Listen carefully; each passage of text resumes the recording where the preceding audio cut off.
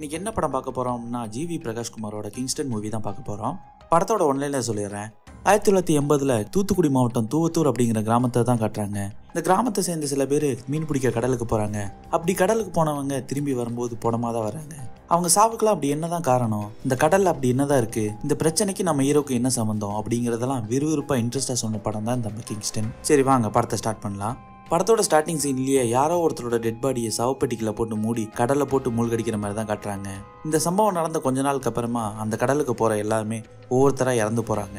அப்படி அந்த சவப்பெட்டிக்குள்ள இருந்தது யாருன்னு பார்த்தா போஸுங்கிற ஒருத்தர். அவர் யாருன்னா அவரும் இந்த தூவத்தூர் கிராமத்தை சேர்ந்த ஒருத்தர் தான்.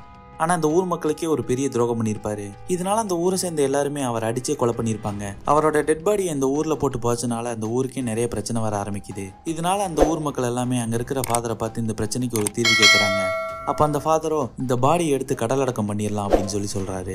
அதாவது கடல் அடக்கம் அப்படின்னா ஒட்டுமொத்த ஊருக்கும் நல்லது பண்ணி சுத்தமான ஆத்மாவா இருக்கிறவங்க கடல் அடக்கம் பண்ணா அங்க இருக்கிற மீன்கள் எல்லாம் மரியாதை செய்யும் அப்படிங்கறது தான் அந்த ஊரோட வழக்கம்.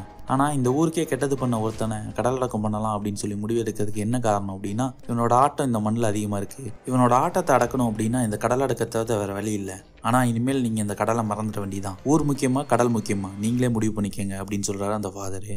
வேற வழி இல்லாம ஊர் மக்களும் கடல் அடக்கம் பண்றாங்க. அந்த கடல் அடக்கம் பண்ணல இருந்தா இந்த ஊருக்கு இந்த பிரச்சனை வர ஆரம்பிக்குது. ஆனா இதை பத்தி இந்த ஊரை சேர்ந்த சில பேர் நம்பாம அந்த கடலுக்கு போனா என்னதான் நடக்கும் அப்படின்னு பாக்கலாம்னு சொல்லி கடலுக்கு போறாங்க. ஆனா அவங்க அப்படி போனவங்க திருப்பி உயிரோட வரல, பணமா தான் வர்றாங்க. இதெல்லாம் பாக்குற அரசாங்கமும் அந்த ஊரை சுத்தி இருக்கிற கடல் ஆபத்தான கடல், இதுமேல் யாரும் கடலுக்குள்ள போகக்கூடாது அப்படின்னு சொல்லி போர்டு வச்சிடறாங்க. இந்த கிராமத்தை சேர்ந்த மக்கள் எல்லாத்துக்குமே தெரிஞ்ச ஒரே தொழில் மீன்பிடி தொழில். ஆனா அதுவும் இப்ப பண்ண முடியாதனால வேற வழி இல்லாம வேற தொழில் செய்ய ஆரம்பிச்சிடுறாங்க. அப்படியே இங்கே சீனை கட் பண்ணி 2009 வருஷம் இந்த கடலுக்குள்ள போய் இறந்து போன ஒருத்தனோட பையனை தான் காட்டுறாங்க. இவர் வேற யாரும் இல்லை, இவர் தான் ஜிவி, இந்த படத்தோட ஹீரோ. இந்த படத்துல இவர் பேரு கிங்கு, நம்மளும் கிங்குன்னு வச்சுக்குவோம். நம்ம ஜிவியோ அவங்க தாத்தா கிட்ட கேட்க ஆரம்பிக்கிறாரு, ஏன் தாத்தா நம்ம மட்டும் இந்த கடலுக்குள்ள போகவே கூடாதா, அப்படி என்னதான் இருக்கு இந்த கடலுக்குள்ள? பேராண்டி, இந்த கடல் ரொம்ப மோசமானது. மனுஷங்க உயிரோட உள்ள போனோம்னா திருப்பி வெளியில வர முடியாது. நான் உயிரோட இருக்கிற வரை இந்த கடலுக்குள்ள நீ போகவே கூடாது அப்படின்னு சொல்லி இவங்க பேசிட்டு இருக்க அதே நேரம் யாரோ ஒருத்தன் உள்ள வர்றான். வந்தவன் இந்த சின்ன பையனை பார்த்து கையில கொஞ்சம் காசை கொடுத்துட்டு, இந்த கடல்ல வேணா உன்னால இறங்க முடியாம இருக்கலாம், ஆனா இந்த காசு இந்த ஒட்டுமொத்த உலகத்தையும் மாத்தும். நீ பெரிய ஆளானதும் என்கிட்ட வந்து சேர்ந்துக்கோ அப்படின்னு சொல்லிட்டு அவன் அங்கிருந்து போறான். இவன் யாருன்னு பார்த்தா இவன் தான் தாமஸ். அங்க இருக்கிற ஒட்டுமொத்த துறைமுகத்தையும் கையில வச்சிருக்க ஒரே ஆள் இவன் தான். இந்த தூவத்தூர் மக்களுக்கு கல்யாணம், காது குத்து, சாவு அப்படின்னா எல்லாத்துக்குமே காசு கொடுத்து உதவுறது இந்த தாமஸ் ஒரு ஆள் மட்டும்தான். நம்ம ஹீரோ அவங்ககிட்ட தான் வேலை பார்க்குறாரு. நம்ம ஹீரோவுக்கு ஒரு பெரிய கனவு என்னடானா ஒரு பெரிய போட்டு வாங்கணும், அதில் போய் சொந்தமாக மீன் பிடிக்கணும் அப்படிங்கிறதா நம்ம ஹீரோட பெரிய கனவு. இப்போ கூட அந்த ஊரை சேர்ந்த ஒருத்தன் இறந்து போயிடுறான். அதுக்கு அந்த தாமஸ் கொடுத்து விட்ட காசை கூட பாதி கொடுத்துட்டு மீதி ஆட்டை போடுறாரு நம்ம ஹீரோ. இதெல்லாம் பார்க்குற நம்ம ஹீரோயினுக்கு அதெல்லாம் சுத்தமாக பிடிக்கல. ஆனால் நம்ம ஹீரோவுக்கு காசு மட்டும்தான் எல்லாமே. இப்படிப்பட்ட சூழ்நிலையில் நம்ம ஹீரோவோட கிராமத்தை சேர்ந்த பெஞ்சமின்கிற பையன், அவனுக்கும் கடலுக்கு போகணுன்னு ரொம்ப ஆசை. ஏன்னா அவங்க அப்பாவும் கடலுக்குள்ளே போய் தான் இறந்துருப்பாரு.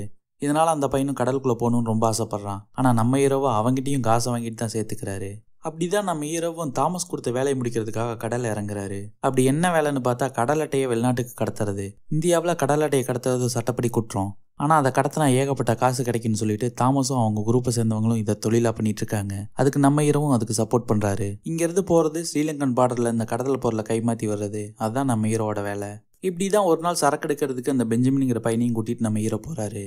அந்த பெஞ்சமின்ங்கிற பையன் ரொம்ப புத்திசாலித்தனமா துருத்துருன்னு இருக்கான். இவ்வளவு வருஷமா கடலுக்கு போற நம்ம ஹீரோக்கே தெரியாத சில விஷயம் அவனுக்கு தெரிஞ்சிருக்கு. பரவாயில்லையே, பையன் நல்லா புத்திசாலித்தனமா தான் இருக்கான் அப்படின்னு சொல்லி நம்ம ஹீரோவும் நினைக்கிறான். அப்போ ஆப்போசிட்ல அந்த கடத்தல் கும்பல் வர சரக்குலாம் எடுத்து வைக்கிறாங்க. இதை பார்க்குற அந்த பையனும், அண்ணா உங்ககிட்ட நான் ஒரு விஷயம் சொல்லணும் அப்படின்னு சொல்றான். டேய், எதா இருந்தாலும் கரையில போய் பேசிக்கலாம், போய் வேலையை பாரு அப்படின்னு சொல்லி நம்ம ஹீரோ அனுப்பி வைக்கிறாரு. இருந்தாலும் அந்த பையன் விடாம, அண்ணே ஒரு நிமிஷம் நான் சொல்ற தயவு செஞ்சு கேளு அப்படின்னு சொல்ல நம்ம ஹீரோவும் வேற வழி இல்லாம சரி சொல்றா என்னடா பிரச்சனை அப்படின்னு சொல்லி கேட்க, அண்ணே கடல் அட்டை ஒன்னும் இவ்வளவு வெயிட்டா இருக்காதுண்ணே, அது ரொம்ப வெயிட் கம்மியா தான் இருக்கும். அதுவும் இல்லாம 10 பாக்ஸ்ல 8 பாக்ஸ் கொஞ்சம் வெயிட் கம்மியா இருக்கு, இந்த 2 பாக்ஸ் மட்டும் வெயிட் ஜாஸ்தியா இருக்கு. எனக்கு என்னமோ சந்தேகமா இருக்குண்ணே, இதை ஓபன் பண்ணி பார்த்தா தான் நமக்கு சில உண்மையெல்லாம் தெரிய வரும் அப்படின்னு சொல்ல, இதை கேட்டதும் நம்ம ஹீரோ கோவப்பட்டு அடிச்சாராரு. ஏண்டா தாமசன சரக்கையே சந்தேகப்படுறியாடா நீ அப்படின்னு சொல்லிட்டு இன்னும் 2 அப்பு விட்டுறாரு. ஆனா நீ அடிச்சாலும் பரவாயில்லண்ணே, அந்த சரக்கு நீ திறந்து பாருண்ணே அப்படின்னு சொல்லி அந்த பையன் பேசிட்டு இருக்கான். இவங்க அப்படி பேசிட்டு இருக்க அதே சமயம் ஸ்ரீலங்கன் கோஸ்ட் கார்டு அங்க வந்துடுறாங்க. இவங்க தான் கடத்தல் தொழில் பண்ணிட்டு இருக்காங்களே, இதனால இவங்களை நோக்கி சுட ஆரம்பிக்கிறாங்க. மொத்தம் 2 போட்ல இருந்து நம்ம ஹீரோ அவங்க ஃப்ரெண்ட்ஸ் எல்லாமே ஒரு போட்ல தப்பிச்சு போக இந்த பையன் மட்டும் இன்னொரு போட்ல மாட்டிக்கிறான். வேற வழி இல்லாம அந்த பையனும் கடலை குதிச்சு தப்பிக்கலான்னு பாக்குறான். அப்போ கோஸ்கா சுட்டதுல அந்த பையனுக்கு செமையா அடிபட்டுருது. நம்ம இரவை எப்படியாவது அவனை காப்பாத்திடலாம்னு சொல்லி கிராமத்துக்கு கூட்டு வராரு. ஆனா அந்த பையனும் இறந்து போயிடுறான். அந்த பையனோட சாவு நம்ம இரவை வெகுவா பாதிச்சிருது. அந்த பையன் லாஸ்டா கேட்டது என்ன, அந்த பாக்ஸை ஓபன் பண்ணி பார்க்கணும்னு சொல்லிட்டு நம்ம இரவும் அந்த பாக்ஸை ஓபன் பண்ணி பார்க்கறான். அப்படி ஓபன் பண்ணி பார்த்தா தான் தெரியுது அதுக்குள்ள அந்த பையன் சந்தேகப்பட்ட மாதிரியே கடத்தல் பொருள் ஏதோ வச்சு கடத்துறாங்க. இறந்து போன அந்த பெஞ்சமினோட அப்பா எப்படி இறந்தாருன்னு சொல்லி காட்டுறாங்க. அதுல பார்த்தா அவரும் நம்ம ஹீரோ மாதிரி கடத்தல் தொழில் பண்ணிட்டு இருந்தவர் தான் போல. அவருக்கு இந்த கடல் அட்டையில எதையோ வச்சு கடத்துறாங்கன்னு சந்தேகம் வர அதை ஓபன் பண்ணி பாக்குறாரு. அதுல பார்த்தா அவங்க போதைப் பொருள் வச்சு கடத்துறாங்க. இந்த விஷயம் தெரிஞ்சதும் அந்த தாமஸ் கிட்ட போய் சண்டை போறாரு. அந்த தாமஸ் தான் இவன் ஆளை வச்சு அடிச்சு கொலை பண்ணி கடல்ல போட்டிருக்கான் அப்படிங்கிற விஷயம்லாம் தெரிய வருது. இந்த விஷயம்லாம் தெரிய வந்ததும் நம்ம ஹீரோவும் அந்த தாமஸ் கிட்ட போய் சண்டை போட ஆரம்பிக்கிறாரு. நீ எந்த பொருளை வேணா கடத்திக்க, அந்த கடத்தல ஏதாவது பிரச்சனைனா போறது எங்க ஊர்க்காரங்களோட உசுர் தான். இனிமேல் அப்படி நான் நடக்க விட மாட்டேன். இனிமே எங்க ஊரை சேர்ந்த யாரும் உங்ககிட்ட வேலைக்கு வரமாட்டாங்க அப்படின்னு சொல்லிட்டு வந்துடுறாரு. அந்த செத்து போன பெஞ்சமினோட அம்மாவோ நம்ம ஹீரோவை பார்த்து உன்னை நம்பிதான்ல என் பையனை அனுப்பி வச்சேன் அப்படின்னு சொல்லி கேட்கறாங்க. இதை கேட்டது நம்ம ஹீரோவுக்கு என்ன சொல்றதுன்னே தெரியல. அப்பதான் நம்ம ஹீரோவோட தாத்தா ஒரு பிளாஷ்பேக் சொல்லியிருப்பாரு. அது அவருக்கு ஞாபகம் வருது. அதாவது 1982 வருஷம் அந்த ஊர்ல இருக்க ஒரு பெரிய மனுஷன் பேரு சாலமன். இந்த ஊரை சேர்ந்த மக்கள் எல்லாமே கடல் அட்டை எடுக்க போய் அதனால மூச்சு முட்டி இறந்து போறாங்க. இதனால அவங்களுக்கு முத்து குளிக்கிறத பத்தி சொல்லி கொடுத்தோம்னா அவங்க பொழைச்சுப்பாங்கன்னு சொல்லிட்டு உதவியை கேட்டு போஸுங்கிறவர்கிட்ட போறாரு. இவரோட எக்ஸ் மிலிட்ரி மேன். அவரோட ஃப்ரெண்ட் அந்தோனிங்கிறவர் அந்த ஏரியாவிலேயே முத்து குளிக்கிறதுல செம எக்ஸ்பர்ட். அவர் ஃப்ரெண்டு போஸ் சொன்னாரேங்கிறதுக்காக அவரும் முத்து குளிக்கிறத எல்லாத்துக்கும் சொல்லி கொடுக்கறதுக்காக போறாரு. ஆனா அப்படி உள்ள போன மனுஷன் திருப்பி வரும்போது பணமா தான் வந்ததாகவும், இந்த சம்பவம் நடந்து கொஞ்ச நாளுக்கு அப்புறமா அந்த சாலமன் ஐயா ஒரு பெரிய உண்மையை கண்டுபிடிச்சதாகவும், அந்த உண்மை என்னடானா நம்ம ஊரை சேர்ந்த மக்கள் எல்லாருமே கடல் அட்டை எடுக்க போய் சாகல, இங்க இருக்கானே போஸ் இவன் தான் கட்டாயப்படுத்தி கடலுக்குள்ள இருக்க தங்கத்தை எடுக்க வச்சு இவங்களெல்லாம் சாகடிச்சிட்டான் அப்படின்னு சொல்லிட்டு ஒரு உண்மை சொல்றாரு. ஆனா இதை கேட்டதும் அந்த ஊர் மக்கள் எல்லாமே போஸ் ஐயாவை அடிச்சே கொலை பண்ணி அங்க போச்சிடுறாங்க. ஆனால் அப்படி புதைச்சதுக்கு அப்புறம் தான் அந்த ஊருக்கு பெரிய சாபம் வர ஆரம்பிச்சது. ஏன் எதுக்கு சாகுறோன்னு தெரியாமலே நிறைய பேர் இறந்து போக ஆரம்பிக்கிறாங்க. சரி அந்த சாலமனையை பார்த்து என்னதான் முடிவு அப்படின்னு சொல்லி கேட்கலான்னு ஊர் மக்கள் அங்கே போய் பார்த்தா கடைசியில் பார்த்தா அவரும் இறந்து போயிருக்கிறாரு. அப்பதான் அங்கே வந்த ஃபாதர் இந்த ஆத்மாவோட ஆதிக்கம் இங்கே அதிகமாக இருக்கிறதுனால இந்த டெட் பாடி எடுத்து கடலடக்கம் பண்ணிட்டா இந்த ஊருக்கு எந்த பிரச்சனையும் வராது. ஆனால் அதோட நீங்கள் கடலை மறந்துட வேண்டியதான் அப்படின்ற மாதிரி சொல்றாரு. ஆனால் அந்த ஊர் மக்களுக்கு வேற வழி இல்லை. அதனால கடலடக்கம் பண்ணிடலான்னு சொல்லி முடிவெடுக்கிறாங்க. அப்போலேருந்து அந்த ஊருக்கு இந்த பிரச்சனை எல்லாம் ஏற்பட ஆரம்பிச்சுன்னு சொல்லி அவங்க தாத்தா ஃப்ளாஷ்பேக் சொல்லி முடிக்கிறாரு. இப்போதான் நம்ம இரவும் தெளிவான ஒரு முடிவு எடுக்கிறாரு. என்ன பிரச்சனை வந்தாலும் சரி நம்ம கடலுக்குள்ளே போகணும் அப்படின்னு சொல்லிட்டு. இந்த பக்கம் நம்ம ஹீரோயினை யாரோ 2 பேர் கடத்திட்டு வந்து போட்டில் போட்டு கட்டி கடலுக்குள்ளே தள்ள பார்க்குறாங்க. இதை பார்த்ததும் நம்ம ஹீரோவோ அதை தடுத்து அவங்க கிட்ட சண்டை போட்டு நம்ம ஹீரோயின் எப்படியோ காப்பாற்றிடுறாரு. கடத்திட்டு வந்த 2 பசங்களை பிடிச்சி விசாரிக்கும் போது தான் தெரிய வருது மாசம் இந்த கன்னி பொண்ணுங்களை சரக்கெடுக்க போகிறதுக்காக தாமஸ் தான் பலி கொடுக்குறான் அப்படின்னு சொல்லிட்டு. இதை கேட்டதும் நம்ம ஹீரோக்கு செம்ம டென்ஷன் ஆகுது. நம்ம ஹீரோவை கடலுக்குள்ள போலான்னு முடிவு பண்ணிட்டான். ஆனா அவன்கிட்ட சொந்தமா போட் கிடையாது. இவ்வளவு பிரச்சனைக்கு காரணம் யாரு, தாமஸ். இதனால அவனோட போட்டையை எடுத்துட்டு போலான்னு சொல்லிட்டு நம்ம ஹீரோவும் போட் எடுத்துட்டு கடலுக்குள்ள போறாரு. ஆனா இதுல ஒரு ட்விஸ்ட் என்னடான்னா இவ்வளவு பிரச்சனைக்கு காரணமான தாமஸை கூட்டிட்டு இல்ல கடத்திட்டு போயிடுறாரு நம்ம ஹீரோ. கொஞ்சம் கொஞ்சமா போட்டும் கடலுக்குள்ள போக ஆரம்பிக்குது. அப்போ திடீர்னு பார்த்தா யாரோ கதவு தட்ட சத்தம். யாரான்னு பார்த்தா நம்ம ஹீரோயின். நம்ம ஹீரோக்கே தெரியாம போட்ல எழுதியிருக்காங்க போல.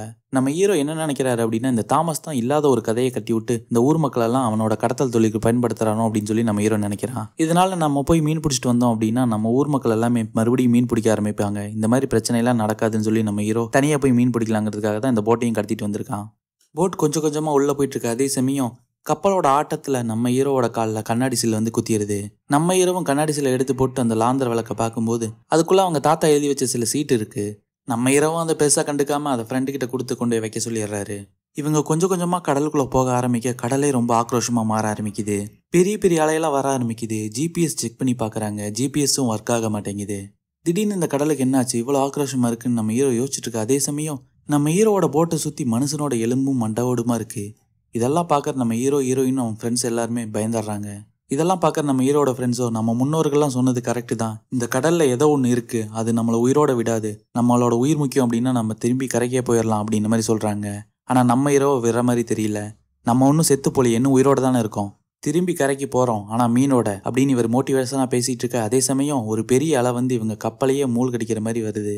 எப்படியோ நம்ம ஹீரோவும் ஃப்ரெண்ட்ஸும் அந்த அலையிலேருந்து தப்பிக்கிற. அதே சமயம் நம்ம ஹீரோட ஃப்ரெண்டில் ஒருத்தன் மட்டும் காணாமல் போயிடுறான். எங்கடான்னு தேடி பார்த்தா அவன் கையில் ஒரு மண்டையோட வச்சிருப்பான் பாருங்க, அதுலேருந்து ரத்தம் தெறிக்குது.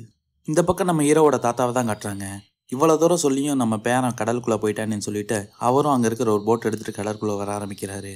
இந்த பக்கம் போட்டில் ஏதோ சத்தம் கேட்க நம்ம ஹீரோவும் மெதுவாக நடந்து போய் பார்க்குறாரு. வெள்ளையாக ஒரு உருவம் படுத்திருக்க. மெதுவாக அது கிட்ட போகிற நம்ம ஹீரோவோ மெதுவாக அதை தலையை திருப்பி பார்க்குறாரு. அதோட ஃபேஸை பார்த்ததும் நம்ம ஹீரோக்கு ஒரு பயங்கரமான ஒரு ஷாக்கு. என்னடான்னு பார்த்தா அது வேற யாரும் இல்லை, அது நம்ம ஹீரோவோட தாத்தா தான். நம்ம ஹீரோவோட தாத்தாவோட ஆன்மா இங்கே இருக்கு அப்படின்னா என்ன அர்த்தம்? அவர் அங்கே இறந்து போயிட்டாருன்னு சொல்லி தானே அர்த்தம். இது தெரிஞ்சது நம்ம ஹீரோ கதறி கதறி அழுகிறான். அப்போ நம்ம ஹீரோவோட தாத்தாவோட ஆன்மாவோ நம்ம ஹீரோ கிட்ட ஏதோ சொல்ல வர கடலுக்குள்ளேருந்து ஒரு உருவம் நம்ம ஹீரோவோட தாத்தாவை கடலுக்குள்ளே இழுத்துட்டு போயிடுது.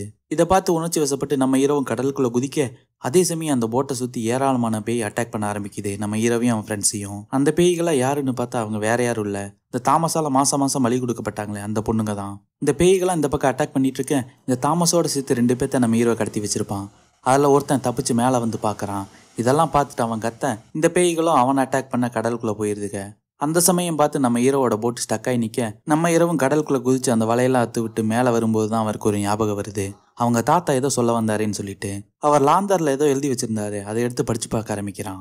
அப்பதான் நம்ம ஹீரோக்கு ஒரு பெரிய உண்மை தெரிய வருது. அவங்க தாத்தா சொன்ன பிளாஷ்பேக்ல 1982 சாலமன் நல்லவராகவும் போஸ் ரொம்ப கெட்டவதாகவும் சொல்லியிருப்பாரு. ஆனா உண்மையில போஸ் தான் ரொம்ப நல்லவர். இந்த சாலமனுங்கிறவர் தான் ஆழ்கடல்ல இருக்க தங்கத்தை எடுக்கிறதுக்காக அந்த ஊர் மக்களை பயன்படுத்திட்டு இருப்பாரு.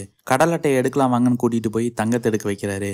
ஆனா அந்த தங்கத்தை எடுக்கிறதுனால ஒரு சாபம் வந்து சேரும். அதை எடுக்கிறவன் இறந்து போயிடுவான். ஒருத்தன் இறந்து போனாலும் பரவாயில்ல, ஆனா அவருக்கு தங்கம் கிடைக்கணுங்கிற ஒரே காரணத்தினால அங்க இருக்க ஊர் மக்கள் எல்லாம் மறுபடியும் அதுக்கு பயன்படுத்திட்டு இருக்காரு. ஆனா ஒரு கட்டத்துக்கு மேல ஏகப்பட்ட பேர் இறந்து போறதுனால அந்த ஊர் மக்கள் எல்லாம் பயப்படுறாங்க. இதனாலதான் உதவி கேட்டு அந்த போஸுங்கிறவர்கிட்ட போறாரு. அந்த போஸும் அவரோட ஃப்ரெண்டை அனுப்பி வைக்க அந்த அந்தோனியும் கூட்டிட்டு போய் இவர் தங்கம் தான் எடுக்க வைக்கிறாரு. ஆனா அந்த அந்தோனியும் இதுக்கெல்லாம் ஒத்துக்காதனால அவரையும் கொலை பண்ணி கடல்ல போட்டிருக்காரு இந்த சாலமன். இந்த உண்மையெல்லாம் தெரிய வந்ததும் தான் அந்த போஸ் போய் அவர்கிட்ட சண்டை போட்டிருப்பாரு. ஆனா அந்த போஸையை கெட்டவனா காட்டி இவர் பண்ண தங்க கடத்தல் எல்லாத்தையுமே அவன் தான் பண்ணதா சொல்லி ஊர் மக்களை வச்சு அடிச்சே கொலை பண்ணியிருப்பாரு இந்த சாலமன். ஆனா இதெல்லாம் தெரிய வந்தது நம்ம ஹீரோக்கு ஒரு பயங்கரமான ஷாக்கு. இவ்வளவு உண்மை தெரிஞ்சு நம்ம தாத்தா ஏன் ஊர் மக்கள் கிட்ட சொல்லல அப்படின்னு சொல்லி யோசிச்சு பாக்குறாரு. அப்பதான் அங்க ஒரு ட்விஸ்ட் ரிவேல் ஆகுது. இவ்வளவு தப்பையும் பண்ணிட்டு இருந்த சாலமன் தாத்தா வேற யாரும் இல்ல, அவர் நம்ம ஹீரோவோட தாத்தா தான். அதாவது நம்ம ஹீரோவோட அப்பாவோட அப்பா. அப்ப இவ்வளவு நாள் நம்ம ஹீரோ தாத்தா தாத்தான்னு கூப்பிட்டது யாரு? நம்ம சாலமன் கிட்ட வேலை செஞ்சுட்டு இருந்தவர். அவரை தான் நம்ம ஹீரோ தாத்தா தாத்தான்னு கூப்பிட்டுட்டு இருந்திருக்காரு. அந்த நன்றினால தான் அந்த தாத்தா இதை பத்தி யாருக்கிட்டையுமே எதுவுமே சொல்லாம இருந்திருக்காரு. இப்போ நம்ம ஹீரோவுக்கு தெரிய வந்துருச்சு இந்த போஸோட ஆன்மா ஏன் இவ்வளவு உக்கிரமா இருக்கு அப்படின்னு சொல்லிட்டு. இப்போ நம்ம ஹீரோவோட ஒரே குறிக்கோள் இந்த போஸோட டெட் பாடி எடுத்து யாரும் இல்லாத ஒரு தீவில் போட்டு புதைச்சிட்டா பழையபடி எல்லாமே மாறிடும் அப்படின்னு சொல்லி நினைக்கிறாரு. ஏன்னா அவருக்கு முக்கியம் இந்த ஊர் பழையபடி மாறணும் அப்படிங்கிறது தான். ஒரு கட்டத்தில் எப்படியோ நெருங்கி அந்த டெட் பாடி இருக்கிற இடத்தையும் கண்டுபிடிச்சாரு நம்ம ஹீரோ. சரி குதிச்சு அந்த டெட் பாடி எடுக்கலாம்னு சொல்லி நம்ம ஹீரோ முயற்சி பண்ற அதே சமயம் கட்டி வச்சிருந்த தாமஸோ கட்டை ஊத்துட்டு வந்து நம்ம ஹீரோவை லாக் பண்ணி அவன் ஒரு பிளாஷ்பேக் சொல்ல ஆரம்பிக்கிறான். ஆனா இந்த படத்துல ஃபுல்லாமே நீங்க பார்த்திருப்பீங்க, எக்காரணத்தை கொண்டு நம்ம ஜீவியையும் நம்ம ஹீரோயினையும் மட்டும் அந்த பேய் எதுவுமே பண்ணியிருக்காது. இதுக்கு காரணம் அவங்களுக்கும் அந்த பேய்களுக்கும் ரத்த சம்பந்தம் இருக்கிறதுனால தான். இந்த தாமஸ் யாருன்னா சாலமன் கிட்ட வேலை செஞ்ச ஒரு அடியாளு. சொல்லப்போனால் இந்த போஸ் அடிச்சு கொலை பண்ணதும் இந்த தாமஸ் தான். இந்த சாலமன் இந்த மாதிரி தங்கமெல்லாம் கடத்துறான் அப்படிங்கிற விஷயம் தெரிய வந்ததும் அவங்ககிட்ட போய் 10% கமிஷன் கொடுங்க அப்படின்னு சொல்லி கேட்டிருப்பான். ஆனால் அதுக்கு சாலமனும் முடியாதுன்னு சொல்லியிருப்பாரு. அதனால இந்த சாலமனையும் போட்டு தள்ளினது இந்த தாமஸ் தான். இந்த தாமஸ் சாலமனை கொலை பண்ணது மட்டும் இல்லாமல் இந்த போஸ் அடக்கம் பண்ண டெட் பாடியிலே போட்டு அவரையும் கடல் அடக்கம் பண்ணியிருப்பான். இப்போ இந்த சவப்பெட்டியில் இருக்கிறது யாரு? போஸும் சாலமனும். இவங்க 2 பேரும் நம்ம ஹீரோ ஹீரோயின் 2 பேத்துக்கு ரத்த சம்பந்தம். அதனால தான் இவங்க 2 பேரும் நம்ம ஹீரோ ஹீரோயின் எதுவுமே பண்ணியிருக்க மாட்டாங்க. இந்த உண்மையெல்லாம் தாமஸ் சொன்னதை கேட்டு நம்ம ஹீரோக்கு ஷாக்காக தான் இருக்கு. இருந்தாலும் ஊர் மக்கள்லாம் நல்லா இருக்குன்னு முடிவு பண்ற நம்ம ஹீரோவோ இந்த தாமஸை தள்ளி விட்டு அந்த டெட் பாடி எடுக்கலாம்னு சொல்லி கடலுக்குள்ள போறாரு. அப்ப அங்க வர சாலமனோட ஆத்மாவோ இவ்வளவு நாள் நான் கஷ்டப்பட்டு பாதுகாத்தது எல்லாமே உனக்காக தான், இந்த தங்கம்லாம் உனக்கு சேர வேண்டியது, இதை நீ எடுத்துட்டு போ, நீ என் ரத்தம் தான் இதெல்லாம் அனுபவிக்கணும் அப்படின்ன மாதிரி சொல்லுது. ஒரு கட்டத்துல நம்ம ஹீரோ பணம்னு சுத்தின உண்மைதான். ஆனா இப்போ ஊருக்காக நான் வந்திருக்கேன், எனக்கு இந்த தங்கமே தேவையில்லை, நான் வந்தது உன்னை அழிக்கதான் அப்படின்னு சொல்லிட்டு கடலுக்குள்ள குதிச்சு அந்த டெட் பாடி எடுக்க போறாரு. அதே சமயம் இந்த பக்கம் தாமஸா காட்டுறாங்க. இந்த எல்லா பேய்களும் சேர்ந்து தாமஸை கொலை பண்ணிடுது. எப்படியோ ஒரு கட்டத்துல நம்ம ஹீரோ கடலுக்குள்ள தேடி கண்டுபிடிச்சு அந்த டெட் பாடி எடுத்துறான். இவன் அந்த டெட் பாடியை தோற அதே நேரம் அங்க இருக்கிற பேய்கள்லாம் மறைஞ்சு போகுது. அப்புறம் என்ன, யாரும் இல்லாத ஒரு தீவில் எடுத்துட்டு போய் அந்த பாடியெல்லாம் அடக்கம் பண்ணிட்டு நம்ம ஹீரோ வந்த முக்கிய குறிக்கோள் என்ன? மீன் பிடிக்கணும். இந்த ஊருக்கே உண்டான சாபம் அழிஞ்சிருச்சு அப்படிங்கிறத ப்ரூவ் பண்றதுக்காக நம்ம ஹீரோ ஏகப்பட்ட மீனை பிடிச்சிட்டு அவனோட சொந்த ஊருக்கு கிளம்புறான். அப்படியே காட்டி இந்த படத்தை இங்கே முடிக்கிறாங்க. இது மொத்தம் 4 பார்ட்டாக ரிலீஸ் ஆகிறதா கேள்விப்பட்டேன். சொன்ன மாதிரியே செகண்ட் பார்ட்டோட லீடை விட்டுட்டு தான் அவங்க படத்தை முடிச்சிருக்காங்க. சரி வாங்க அடுத்த பார்ட் வர வரை வெயிட் பண்ணுவோம். நம்ம சேனலுக்கு புதுசாக வரவங்க லைக் பண்ணி கொஞ்சம் சப்போர்ட் பண்ணுங்க. தேங்க்யூ.